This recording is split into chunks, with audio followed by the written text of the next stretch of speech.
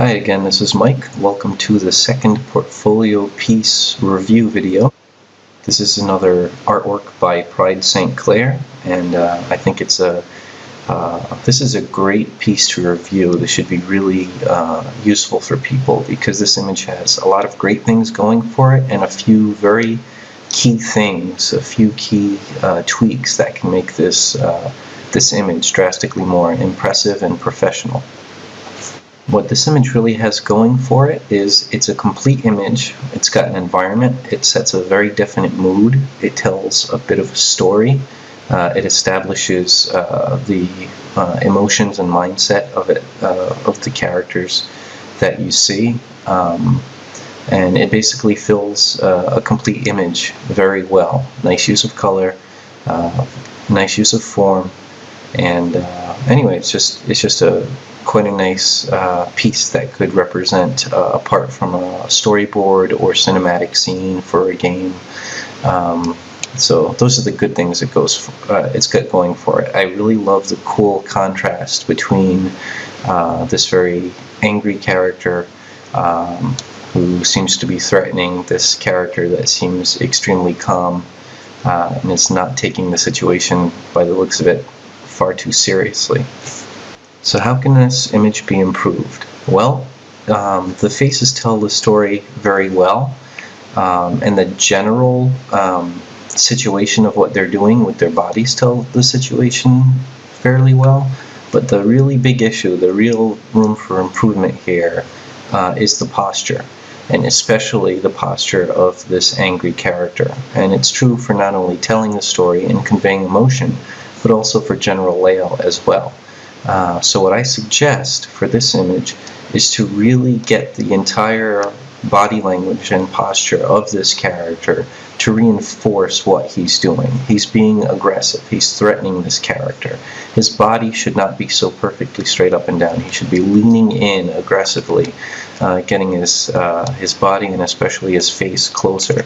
So I did some quick hacks. I don't have time to really make this pretty, but you can see just by leaning the body in, it looks a lot more alive. It makes things look less rigid and vertical.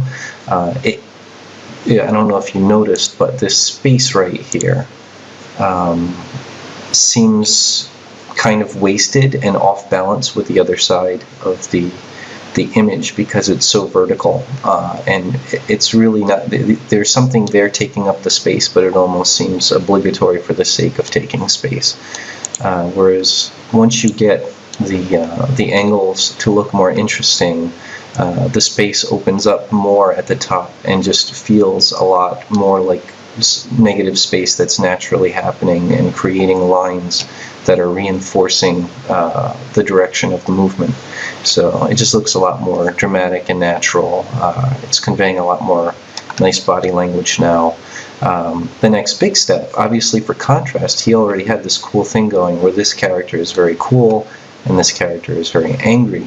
So to help reinforce that, definitely keep this character very vertical. In fact, there's his arm there is out a little bit in a strange angle. So the arm right there in the original image was sort of halfway between reacting and not reacting. And if you're going to play with this contrast of this cool character being threatened by this angry character, I suggest keep his arm almost completely by his side so he looks very casual about the situation, and that opens up the space more in here to re-emphasize the verticality of his posture. He's not being persuaded very much at all by this character. So we've got the lean in looking a lot better. We've got this arm and body looking better.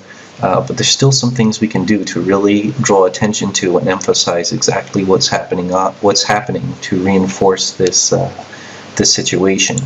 And we can bring this character's arm up and make it bend a little tighter, and really, I don't have time to draw this, but really make this fist winding the fabric up. And do you see how I changed? Where's that layer? Do you see how I changed the stress lines and the fold lines in the fabric to all point and reinforce the direction of the pull of the fabric? And again, this isn't just more accurate, but the lines are all pointing to this center of attention, this pulling tension, and then to the gritting teeth and the face of this character. And then ideally the character's eyes will point directly to the calm face and the eyes of this character. So those are the really big things, is keep body language in mind. Make sure your figures are not stiff unless there's a very specific reason they're stiff, and especially if there's a lot going on emotionally, try to figure out how the body language and general posture of the body can reinforce that. Another part of this image that can improve quite drastically with some simple tweaks is the face of this character here. And I've seen this problem a lot in dealing with facial expressions with exposed teeth or open mouths, especially when the head is rotated back a bit. And that is that the artist can really start to lose their sense of the actual anatomy of the skull and what the face should be doing.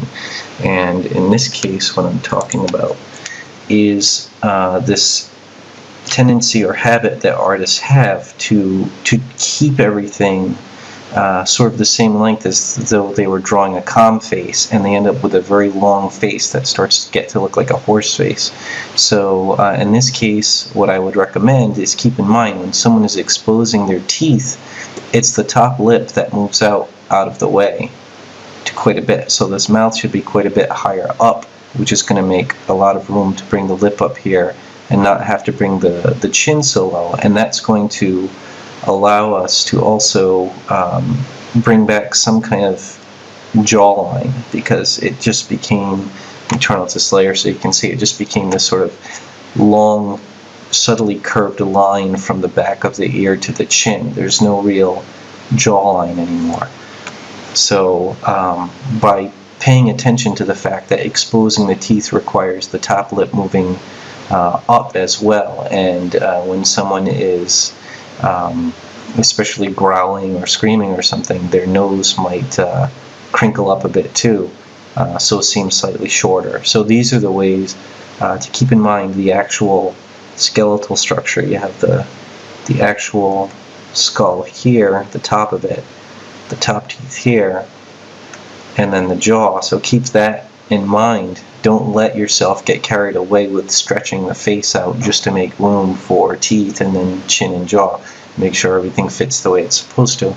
So here's a very quick tweak I did. And basically just raise the mouth up closer to the nose because it's the top lip lifting up that's exposing the teeth. Shorten the nose a tiny bit and gave it a little bit more of a jawline. But those are the basic things to keep in mind when you have to do some kind of extreme tooth-baring or mouth-opening expression on a face. So before I move on to the last important tip, I wanted to review what we've cut so far. So here's the before image, and then, oops, there we go. Here is the after, which you can see the body language. It's much more dramatic and much more true to the situation. It creates much more angles pointing to the focal point of interest over here, as does the changed crease lines in the fabric that's being pulled toward the fist. And now we have an even greater contrast between the angry character and the calm character. And we do have some improved anatomy here in the skull structure of the face. The face is no longer distorted from the facial expression. But next we're going to cover something very different about this image, but I need to prepare for it, so I'll be back in just a second or two.